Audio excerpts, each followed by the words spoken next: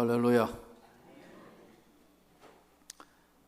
오늘 중국 현지인 교인들이, 목사님들이 중국 현지 목회자들 하고 또 이제 중국 현지 선교하고 있는 선교사 3분하고 또 지금 영등포에 있는 중국인 교회 목사님 이렇게 또 선배 목사님들 이렇게 해서 약 한 30명 정도 되는 것 같아요. 오셔서 이제 오늘 저희 교회에서 오전 강의하고 식사하시고 이제 돌아가시는데 너무너무 정말 감사해야 하고, 이제 현직 목회자들이니까요.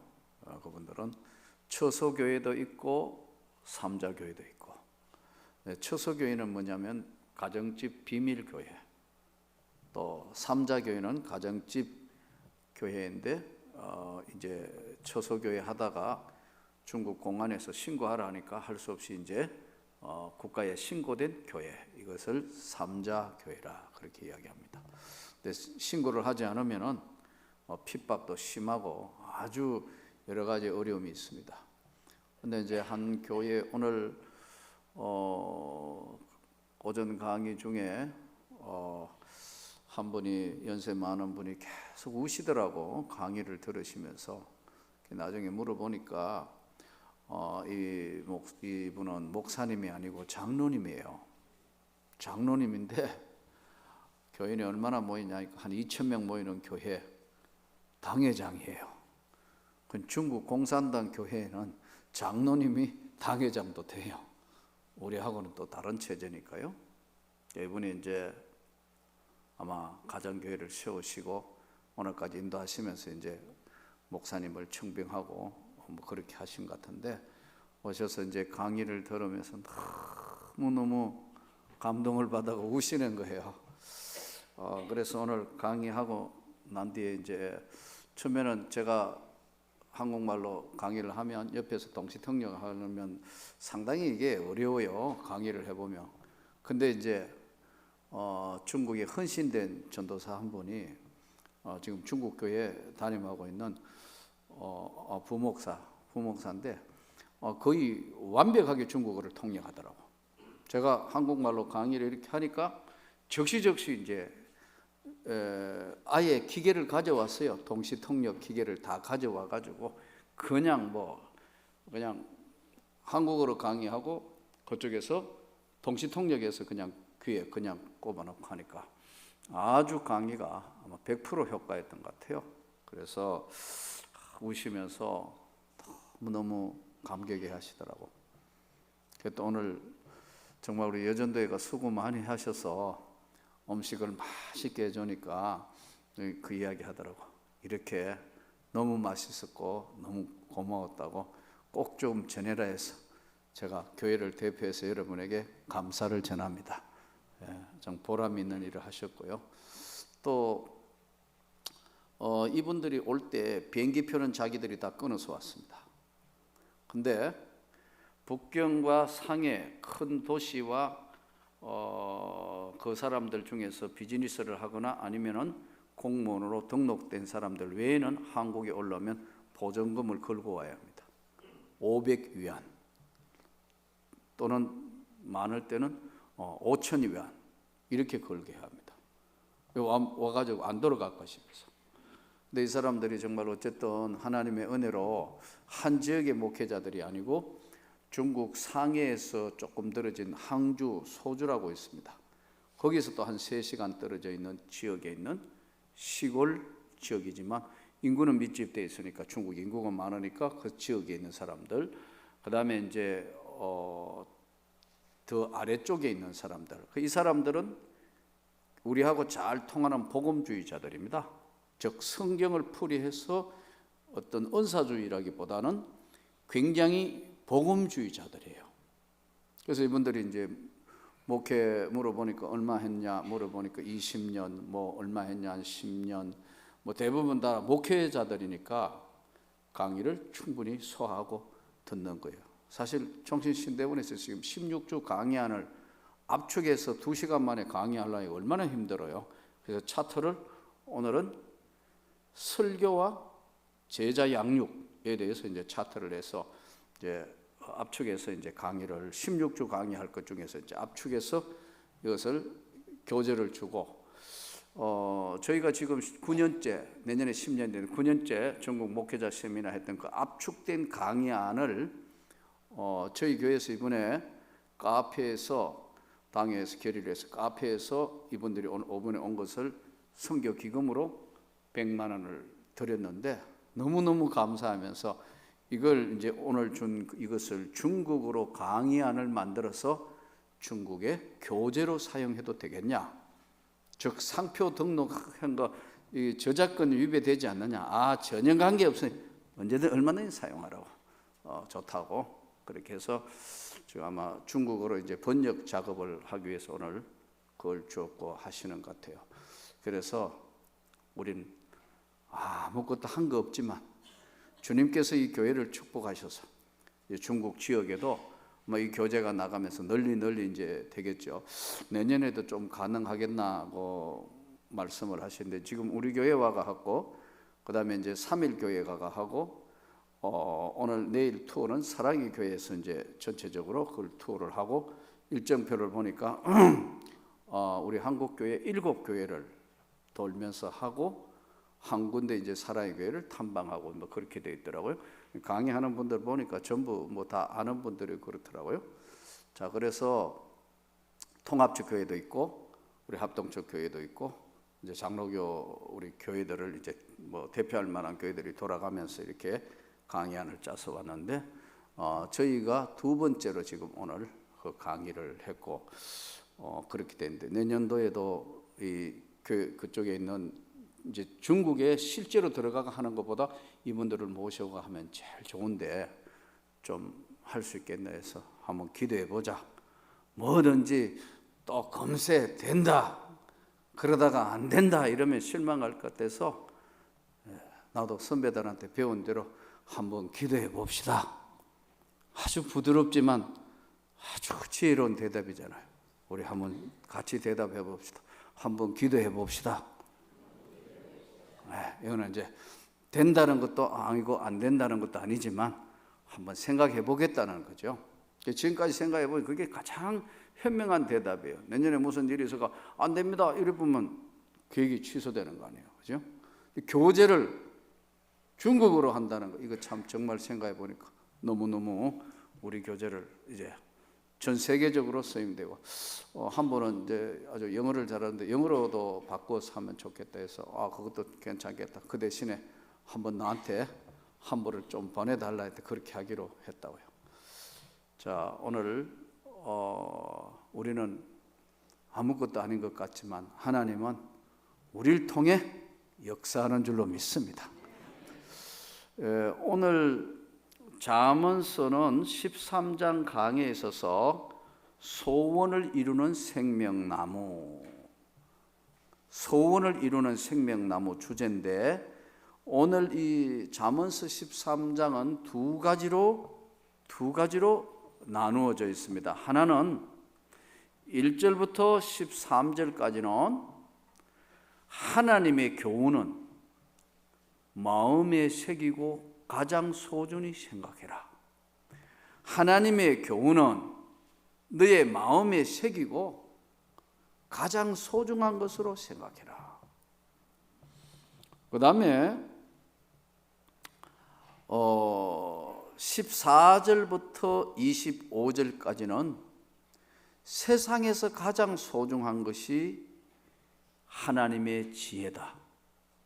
지혜의 유익에 대해서 말씀합니다.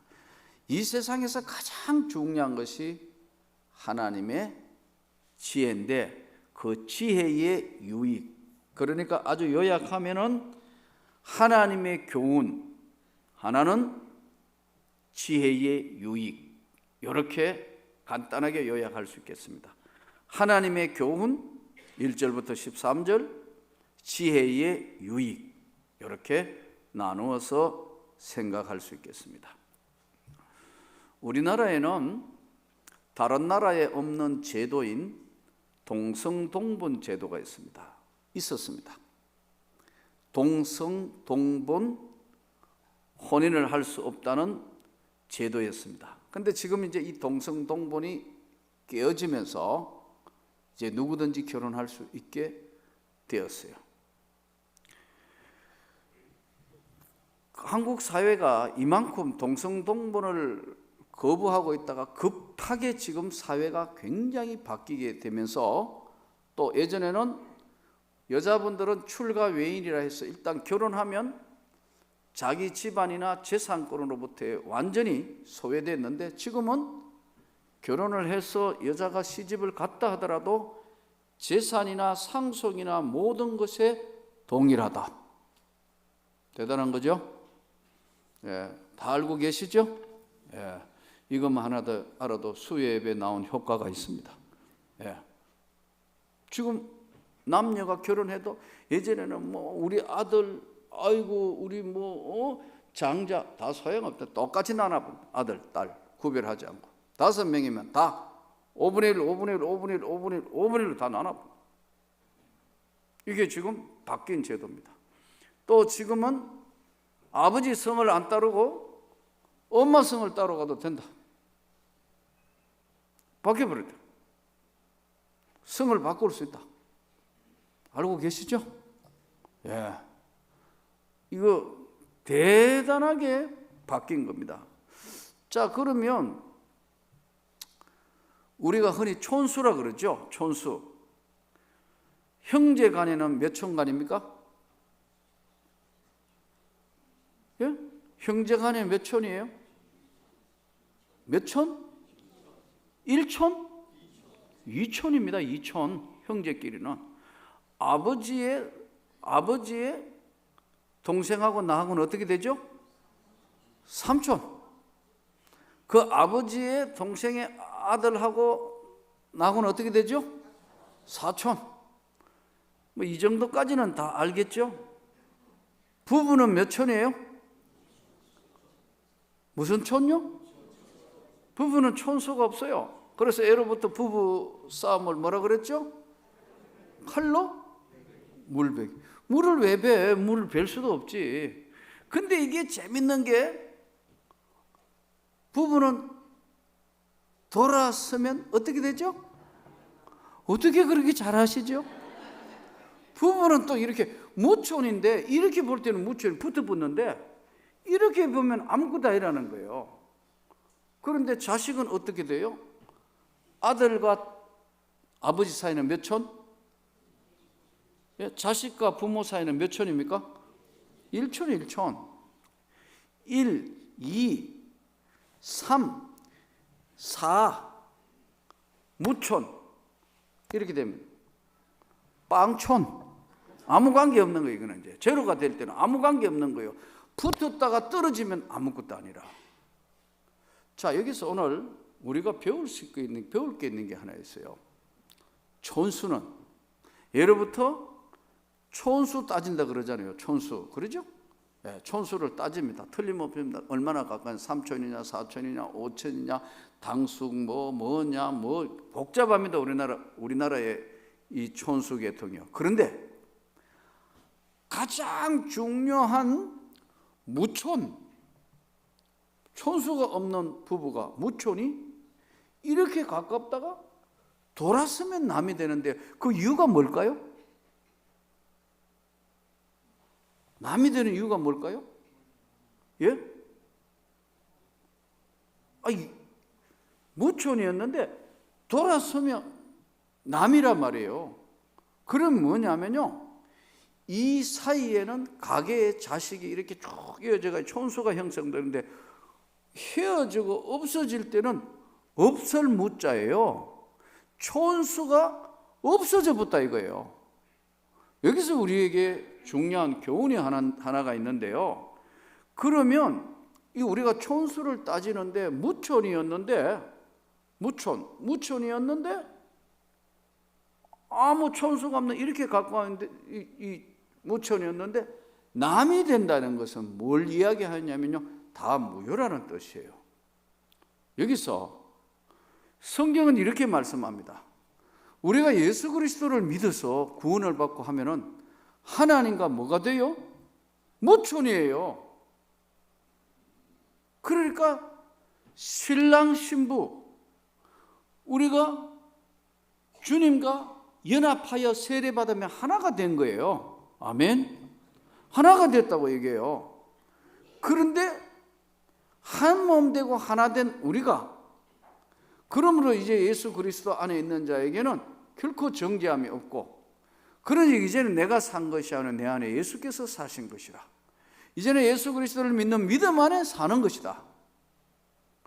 그런데 하나님의 말씀대로 살지 않고 만일에 무총간이 지켜야 될 예의, 지켜야 될 법도, 지켜야 될 가장 중요한 것을 깨트리면 어떻게 되느냐는 거예요. 그래서 우리가 하나님의 백성 된 것을 잘 들어야 돼요. 대부분 지금까지 우리가 구원받고 하나님의 은혜 받았으며 그 다음 내 마음대로 살면 되느냐는 거예요. 아니에요. 부부는 부부가 지켜야 될 도리가 있어요. 그러죠? 자, 그러면 지난번 우리가 성경 공부하면서 한번 이야기했는데, 부부가 서로 돌아서서 무촌이 될 수밖에, 무촌이 남이 될 수밖에 없는 이혼하는 사유나 아니면 가장 갈등의 이유가 첫 번째 뭘까요? 아는 대로 한번 대봅시다. 첫째 뭐죠? 성격. 그렇죠? 성격. 동의하시죠? 이 성격 때문에 한다. 이거 성격 때문에 헤어지는 경우, 안 맞아 그러면서 맞춰 갑니다. 근데 요즘 오늘날 계속 이제 예전하고 우리 살던 시대하고는 다르다 보니까 젊은 사람들은 안 참아, 못 참아. 그래서 에이 좋아 헤어지는 거예요. 요즘에 항원이혼도 많아지고 있다고 그러는데요, 못 참겠다, 갈아보자. 사실 갈아봐도 별 수 없거든요. 갈아지는 것도 아니지만요, 헤어지는 거예요. 그러면 남아있는 무촌이 헤어지면요, 남아있는 1촌, 2촌이 다 괴로운 거예요. 그래서 나는 여러분 가정에 정말 하나님의 진실한 은혜의 축복이 있기를 소원합니다. 가정이 편안해야 되는 이유가 여기 있습니다. 자, 그래서 성격 때문에 무촌이 남이 된다, 부부가. 두 번째 또 뭘까요? 성격 때문에 제일 많은 거, 어제도 우리 공부해 봤는데 지난 목요일 날, 지난주 뭐예요? 예? 첫 번째가 성격, 두 번째 돈 때문에, 재산 때문에 갈라서. 이게 예전에는 안 그랬는데 점점점 이게 많아져요. 재산 때문에 이게 남이 되는 수가 점점 생겨요. 물질, 재산 때문에. 또요, 건강을 잃어버렸다. 그래가지고 도저히 안 된다, 헤어진다. 또 뭐 있을까요? 성격, 돈, 재산, 건강, 또 뭐 있을까요? 자식 문제로 다투었다. 자식도 들어갈 수 있겠죠. 또 뭐 있을까요? 예? 외도. 더 쉽게 해드릴까요? 아주 우리말로 적나라하게 바람 피워가지고 용서 못해. 바람 피워, 불륜. 그래서 깨어지는 가정들이 꽤나 많습니다. 도저히 용서할 수 없어. 이거 바람을 자꾸 피우니까. 예전에는 남자만 외도하고 바람을 피우는 것이, 그것이 그런 시대가 있었는데, 요즘은 여자분도 바람이 많이 나요. 그러면 안 되는데 남자가 바람 피운다고, 그래? 나도 뭐 그러지. 이래가지고 완전히 무촌이 남이 되는 경우가 많아요. 자, 그러면 우리가 이제 여러 가지 있는 것 중에 성격, 이것도 극복하기 쉽지 않아요.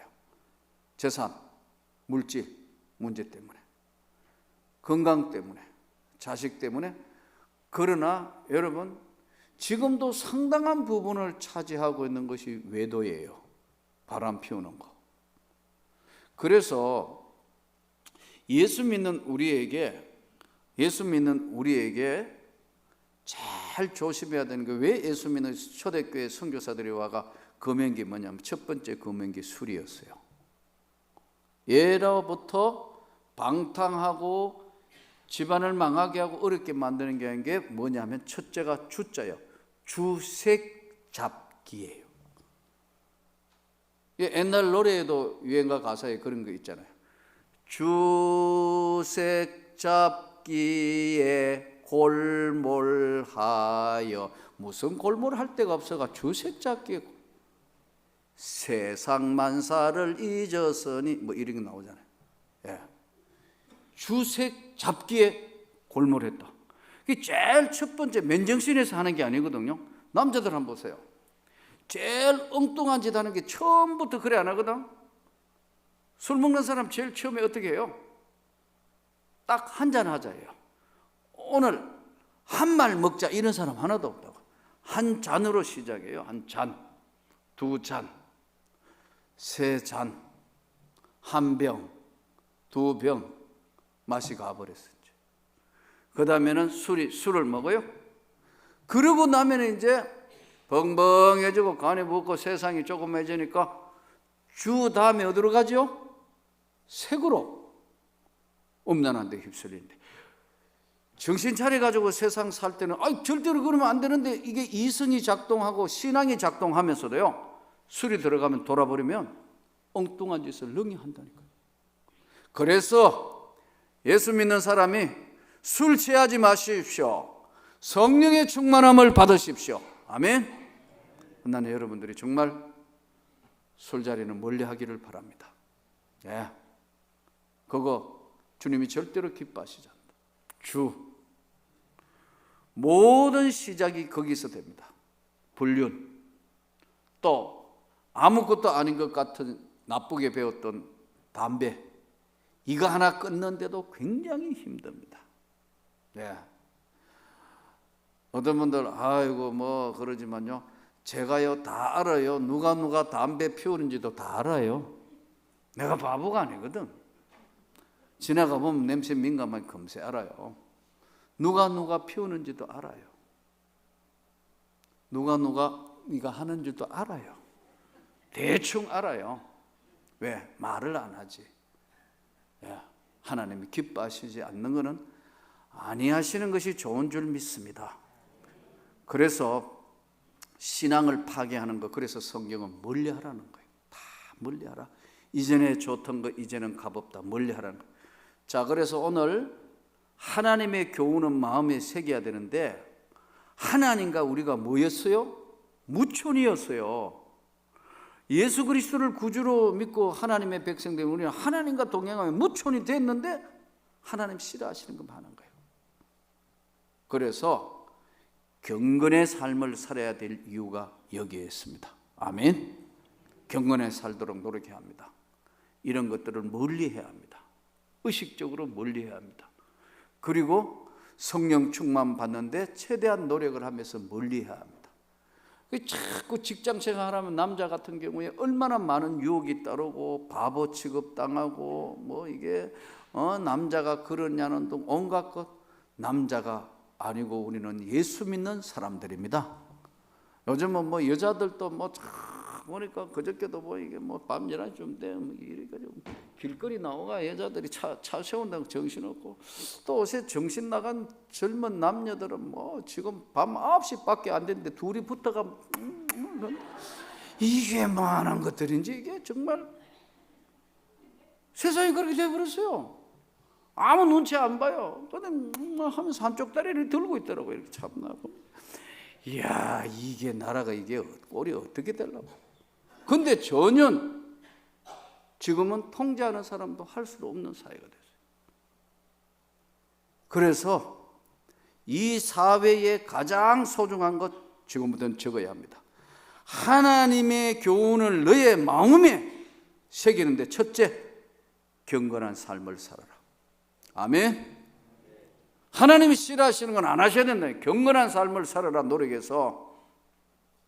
그 경건한 삶의 첫째가 뭐냐면요, 인격을 지키라는 거예요. 입술의 열매. 입술로 범죄하는 거 하지 말고 인격적으로 경건의 삶을 지키라. 두 번째, 너는 부지런해라. 게으른 자는 아무것도 얻을 게 없다. 부지런해라. 경건의 삶을 살아라. 너 인격에 흠이 가지 않도록 살아라. 세 번째, 교만하면 다툼이 일어난다. 겸손한 사람들은 싸우지 않습니다. 교만한 사람들이 모이면 다툼이 일어나는데, 겸손한 사람들은 절대로 다툼이 일어나지 않습니다. 경건한 삶에는 가장 소중한 것이요, 교만이 아닌 겸손은 종기의 앞잡이라 그랬습니다. 겸손하면 모든 걸 다 받아들일 수 있고 모든 걸 세워나갈 수 있습니다. 정리해 봅니다. 너는 이 세상 살면서 주님과 동행하는 삶에, 함께하는 삶에 무촌, 마치 부부가 된 것처럼 무촌되는 삶을 살려면 너 삶이 경건해라, 거룩해라, 그리고 부지런해라, 겸손해라. 그것이 뭐냐면 인격이고 말의 열매다. 아멘. 자, 두 번째, 이제 지혜의 유익. 지혜의 유익은 뭐냐? 어떤 사람이 이런 질문을 했어요. 목사님, 저는 정말 남들에게 말도 못하겠고 너무너무 괴로운 심정으로 가슴 속에 정말 이 내어놓을 수 없는 그런 심적인 고통과 아픔이 있습니다. 아, 그렇습니까? 그런데요, 이거 남들 앞에 이야기도 다 못하겠고요, 이걸 어떻게 하면 좋을지 모르겠습니다. 제가 웃음이 그래요. 주님께 상담하세요. 주님께 기도하세요. 주님께 찬양하세요. 사람이 주는 위로는 한계가 있습니다. 근데 주님이 주시는 위로함은, 우리에게 찾아와 주셔서 주님이 주시는 위로함은 세상이 주는 위로함과는 다른 거예요. 여러분, 몸이 너무너무 아파 보면 느끼는 게 뭐죠? 몸 아픔과 동시에 느끼는 게 두 가지 있죠. 하나는 외로움입니다. 큰 질병의 고통에 한번 겪어보면요, 분명히 아내도 있고 자식도 있고 다 있고 이렇게 많은 사람, 아는 사람이 있는데요, 외롭다, 혼자다라는 걸 느낍니다. 두 번째, 큰 질병이 찾아오면 무엇이 먼저 오느냐 하면요, 낙심이 찾아와요. 이거 고칠 수 있을까? 이거 괜찮을까? 외로움과 낙심이 우리의 영혼을 내리덮는다고요. 근데 질병은 낫지 않았는데 기도하고 찬양하고 이러면요, 무엇이 찾아오느냐 하면요, 내 외로움을 주님이 다 알고 안 하시는 거예요. 내 외로움을 주님이 다 채워주시고 역사하는 거예요. 나 그거 가장 내 인생에 힘들고 어려웠던 30대 그 주님이 내게 채워주시는 은혜를 한번 경험해 봤어요. 난 내 일생을 정말 헌신하며 주님의 영광을 위하여 살아야겠다. 근데 그것이 무슨 특별한 것으로 온 게 아니에요. 찬송하는데 괴로울 때 주님의 얼굴 보라, 능력의 주님 바라보아라, 세상에서 시달린 친구들아 위로의 주님 바라보아라. 눈을 들어 주를 보라. 내 모든 염려 주께 맡겨라. 막 찬양하는데 가사가 살아서 내 영혼에 오는 거예요. 이거 어떻게 할 줄도 모르고 이거 막 집안에 누구하고 상의할 수도 없고 목사님한테 상의할 수도 없고 심지어는 가까이 있는 아내에게도 할 수 없는 내 인생에 밀려오는 이 여러 가지 갈등, 어려움, 고통을 눈을 들어 주를 보라. 네 모든 염려 주께 맡겨라. 와, 그날 나는 100주년 기념관에서 한없이 울고 또 울고 울고 또 울고 내 인생을 돌아보는 계기가 됐어요. 주님이 나를 버리지 않고 나를 사랑하고 끝까지 붙드시구나. 그 뒤에 성령을 경험하게 돼요. 여러분, 우리가 이 땅에 살며 지혜의 유익, 예수의 유익은 사람에게 상담하거나 사람에게 받는 유익도 있습니다. 여러분, 있습니다. 없는 게 아닙니다. 그러나 주님이 주시는 위로함과 주님이 주시는 은혜를 받으면은 인생에 근본적으로 고통스러워하고 외로워하고 힘들어하는 이 부분이 주님이 쫙 씻어주시는 겁니다. 아멘. 네. 이것이 때로는 확신 가운데 말씀으로 찾아오기도 하고요. 또 어떨 때는 찬양으로 내 영혼에 폭포수와 같은 은혜를 베풀어 주셔서 사람이 바뀌고 확신을 가져오게 됩니다. 심지어는 영원히 이제 버림받을 것 같은 교도소 재소자 중에도 사형수 중에도 이 은혜를 받습니다. 그러면 사람이 변하는 거예요. 하루아침에 딴 사람이 되는 거예요. 그래서 출소해서 예수 믿어 하나님의 정말 훌륭한 많은 일을 한 사람들도 있습니다.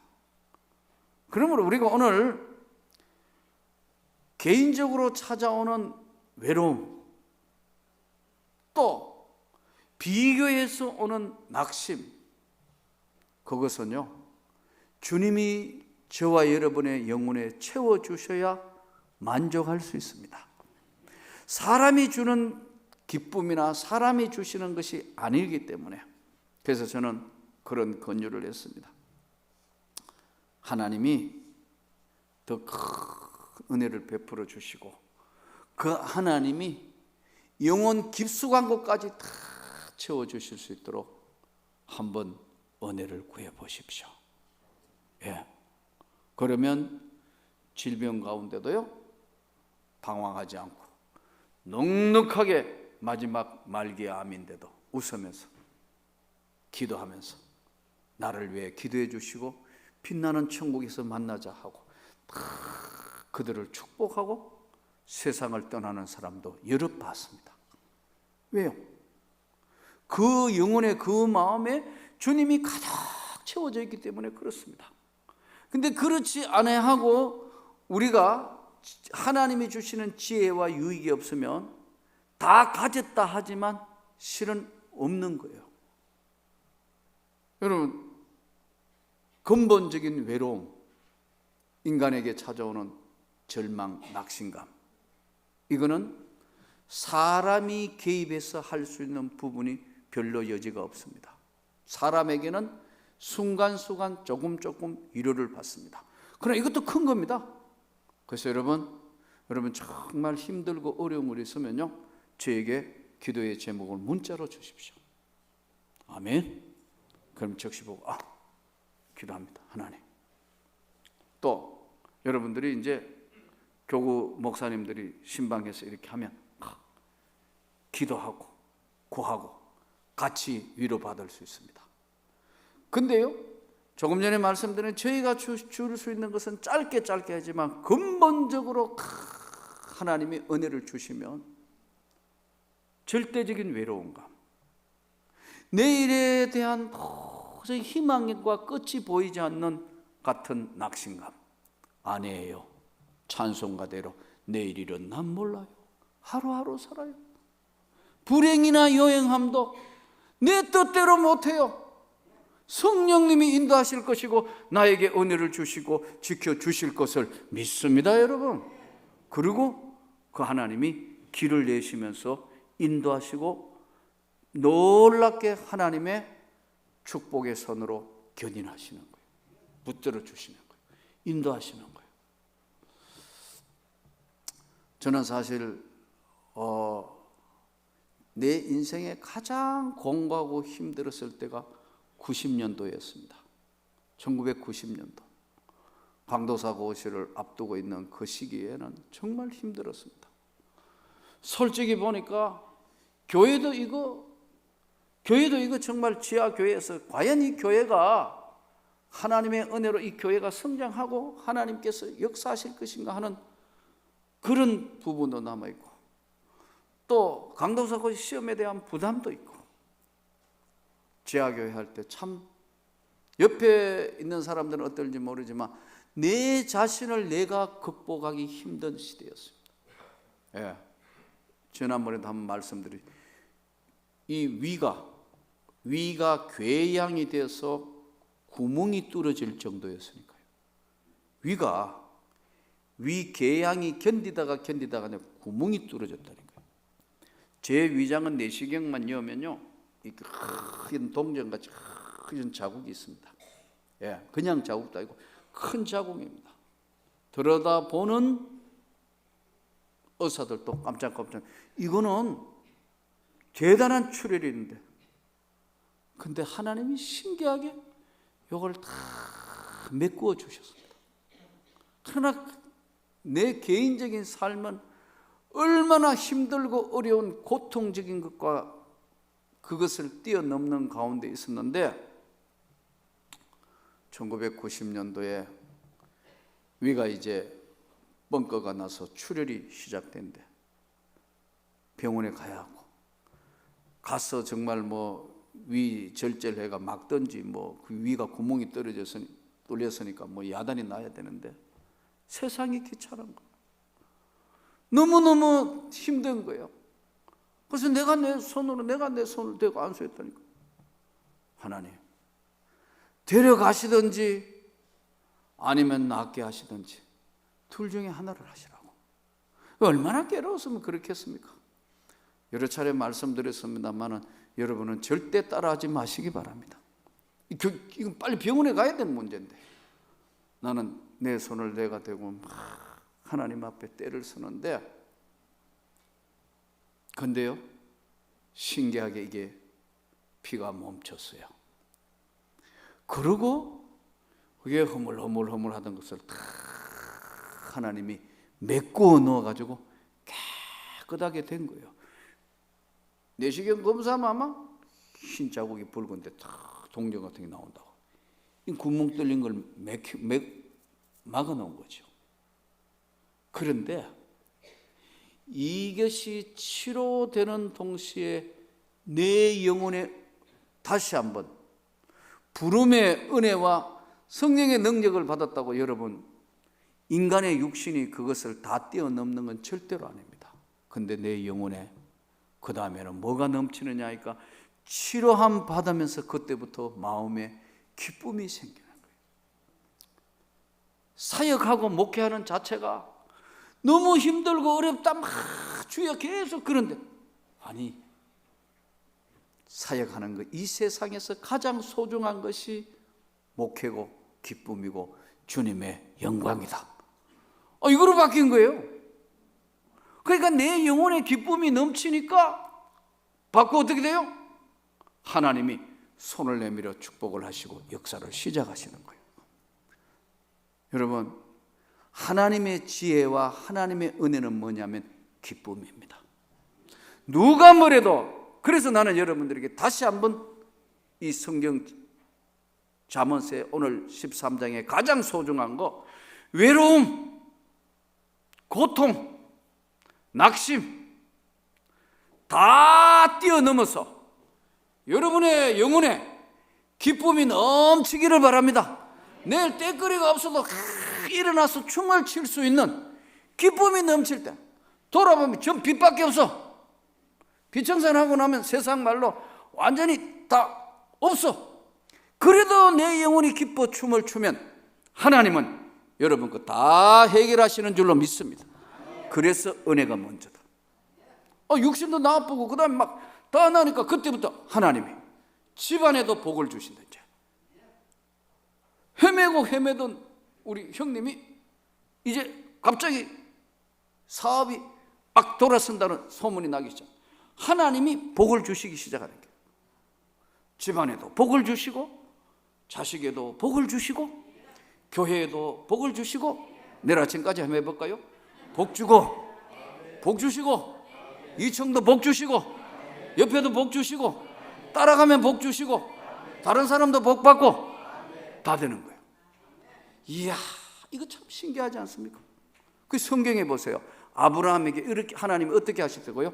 복 주고 복 주시며, 복 주고 복 주시며. 계속해서 그것만 나와요. 그게 뭐냐면요, 은혜입니다. 지혜입니다. 저는 오늘 잠언서 13장을 마감하면서 오늘 여러분과 저에게 이 하나님의 지혜, 기쁨입니다. 오늘 하루도 기쁨으로, 똑같은 저녁 먹을 때도 기쁨으로, 음식 먹을 때도 기쁨으로, 커피 한잔 할 때도 기쁨으로, 심지어는 잠잘 때도 오늘 기쁨으로, 일어나도 기쁨으로, 누구를 만나도 기쁨으로, 일을 해도 기쁨으로, 하나님이 그때부터 복을 주신다. 아브라함 보세요, 이삭 보세요, 야곱 보세요, 요셉 보세요. 그래서 오늘 지혜의 유익, 이 지혜의 주인이 예수입니다. 이 충만한 은혜가 교회에 넘쳐서 여러분의 가정에 무촌이 돌아서지 않고 무촌이 무한한 축복이 되기를 소원합니다. 무촌끼리가 잘 되도록 하나님의 소원하시는 바를 잘 해결해 드리는 그런 축복이 교회와 여러분 생애에 일어나기를 축원합니다.